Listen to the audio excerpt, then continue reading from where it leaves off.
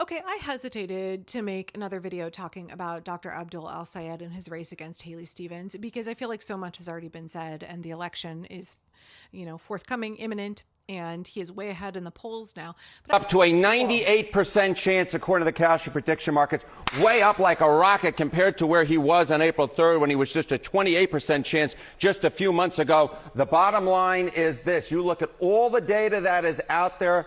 Abdul Al-Sayed is the very heavy favorite going in tomorrow. And, of course, he is backed by a lot of folks on the left wing of the Democratic Party. And at this point, as I said at the beginning, he looks tomorrow to deliver the biggest blow so far against the establishment wing of the Democratic Party. I actually think it's worth rehashing. It's worth talking about the political reality that we are seeing unfold and how I think that what is happening with his race, what has happened with other races around the country will continue. This is a movement. This is a sweeping level of change that is blowing through, rolling through the Democratic Party.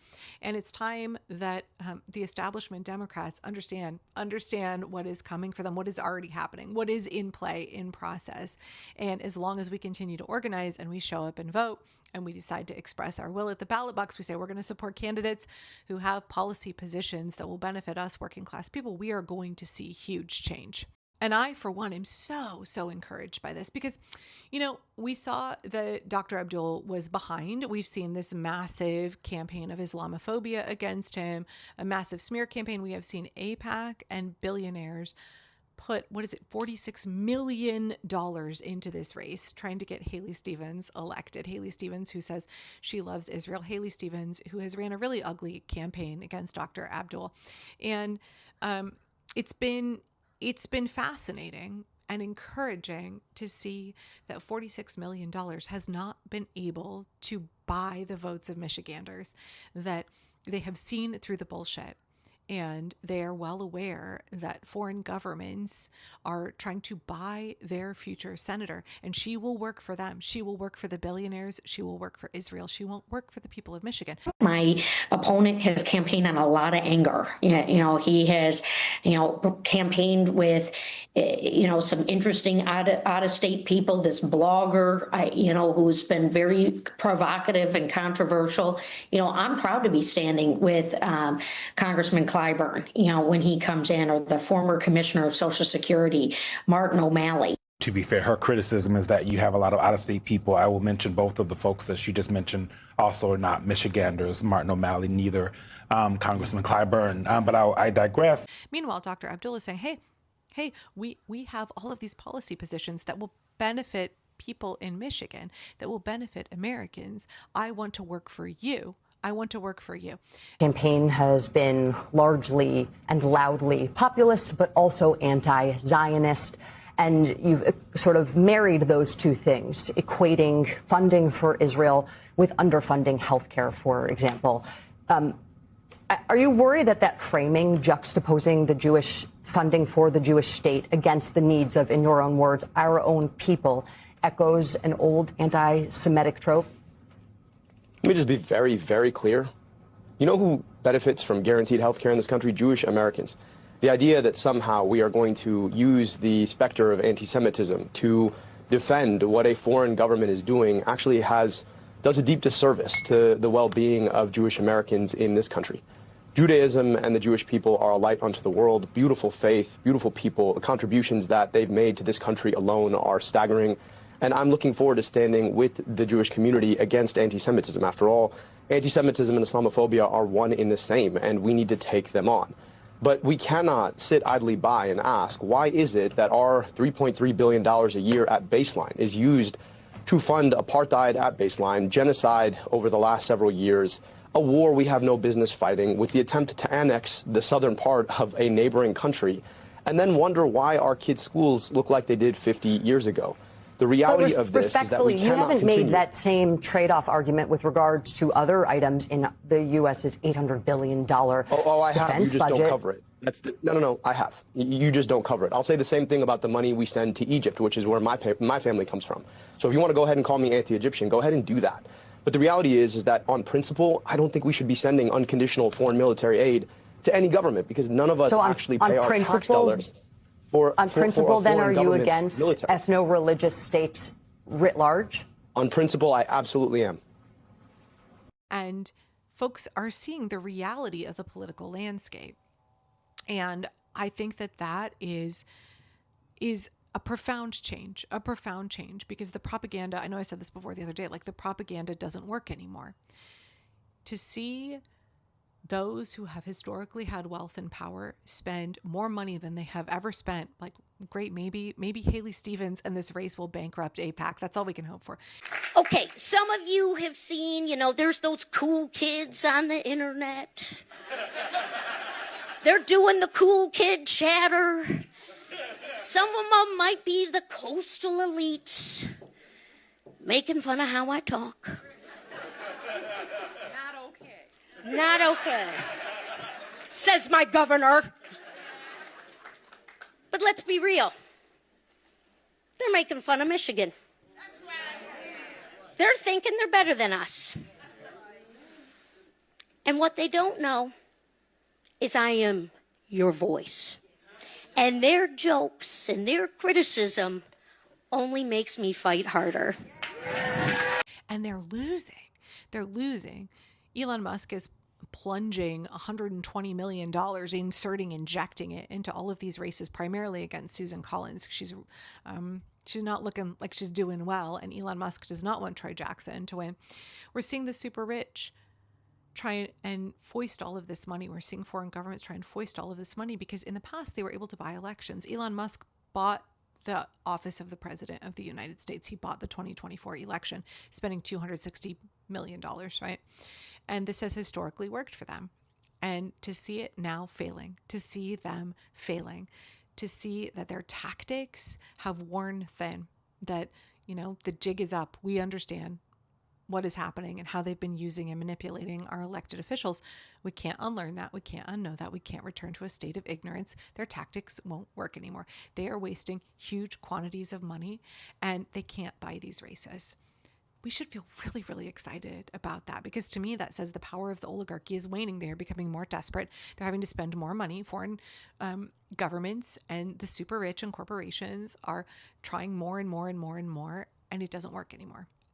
The people want what we want, and the people are mobilized to vote for what we want and get it. So now, with Dr. Abdul initially way behind, he's now massively ahead. This is just like how Zoran Mamdani started out polling at 1%. We have to be persistent. We can't let one poll, or we can't let any kind of discouraging numbers discourage us. You have to run the race not only all the way to the finish line, but through the finish line, right? You have to keep up full pace, set your sights on a goal that is well beyond the finish line, and go full tilt all the way through. You can't give up. You can't give up. And to see Dr. Abdul ascend in the polls, because he is communicating what the people want. He has a compelling message. Healthcare for all. American taxpayer dollars going to benefit Americans. No longer funding genocides with our tax dollars, right? No longer letting the billionaires control the American political landscape. No longer letting working class people suffer. Providing good things with our tax dollars that we deserve. That's a compelling message, and it will continue to be a compelling message. And I saw somebody who posted or tweeted the other day that all that has to happen for the Democratic establishment to be fucking dead and gone, right, for their days to be over, is one progressive has to deliver on one promise. If the progressive candidates, because like Dr. Abdul, I don't believe he's DSA. I think he's just a progressive Democrat. They don't have to be DSA candidates, but this new groundswell of progressive candidates, if they get elected and they can deliver on one meaningful promise, the establishment Democrats' days are fucking over. Because the establishment, James Carville, all of these folks, these dinosaurs who have run the party, Chuck Schumer, Hakeem Jeffries, they've constantly dangled these promises. Oh, we can't quite get universal health care right now. We're not going to admit that that's because we're bought and paid for by big pharma and for-profit health care and, United Healthcare, what have you.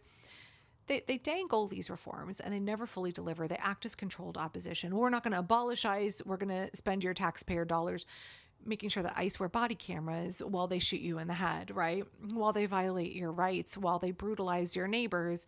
We'll use your taxpayer dollars to make sure that it's all recorded. Oh, wait a minute, they're not turning on the cameras. Oh, okay. Right. So all of this rhetoric from the establishment where they don't ever deliver.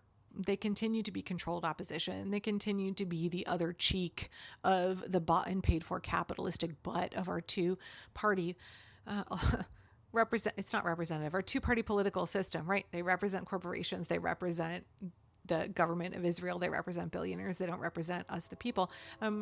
We all understand that that's what's happening. So when it's all of these failed promises over and over again, you just need a progressive candidate. If they deliver on one thing, the people will see like, wait a minute, you guys could have gotten us these things all along.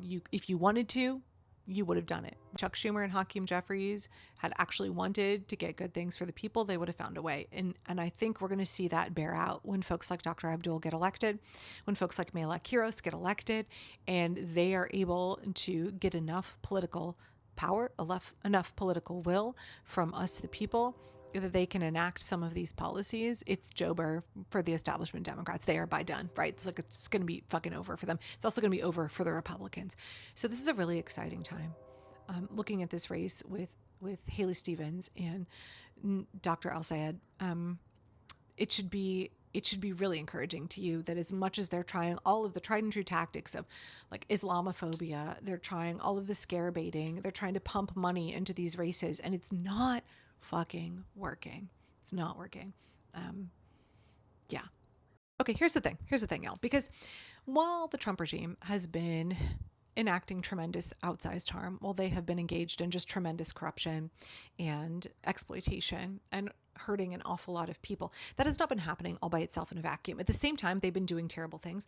When they act, we get to decide how to react. But also, while all of this has been going on, there have been these folks over here who have decided that, like, hey, they're going to do their harmful things. It's our job not to just freak out about it, not just to consume content about it and react to it. It's our job to decide to build something entirely different. It's our job to keep moving forward with our plan, to keep building our power, to keep organizing. And we're seeing the culmination of years and years of that effort. We're seeing folks who become activated and energized. We're seeing this response. So while there are these awful things going on over here, it opens up possibilities, opportunities, it motivates people. And for the folks who have been struggling and organizing in ways that have previously been seen as fringe, now there's more public attention and acceptance that, like, wait a minute, this was going to benefit us all along. Wait a minute, this is real shit. This sucks. We deserve something different. Let's look at these DSA candidates. Let's look at these progressive candidates. Let's start asking, why haven't Democrats been delivering on their promises all this time? What if we had candidates who gave us what we needed, right? So we're in this moment where I think we will look back in the future on this period in history, and we will say, gosh, if only we could have seen how bright things would turn out. If only we could have seen how the power was building, how people were coming together. If only we could have seen how this was a pivotal moment, then maybe we wouldn't have been so stressed and anxious. I know we got to go through this period, you guys, but I just think really good things are coming. I think looking at the race in Michigan in particular, you can see that good things are on the horizon. You can see that good things are happening right now. You can see that the tide is turning, that the power dynamics are shifting. You can see that the people are rising. So we should be really encouraged. I'm really excited to see how the election plays out.